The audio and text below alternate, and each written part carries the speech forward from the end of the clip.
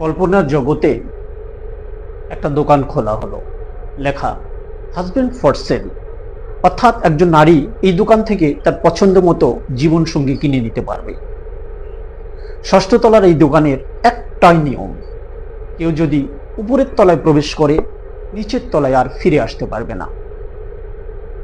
একজন নারী প্রথম তলায় প্রবেশ করলেন, দেখলেন বড় করে লেখা আছে এখানকার প্রত্যেকটা পুরুষ ভদ্র এবং সুদর্শন।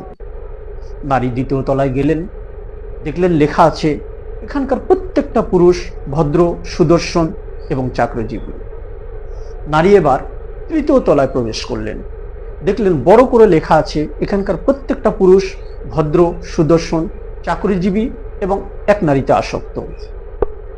নারী মনে করলেন চতুর্থ তলায় এর চেয়ে বেটার কিছু আছে। তিনি সেখানে প্রবেশ করলেন। আসলে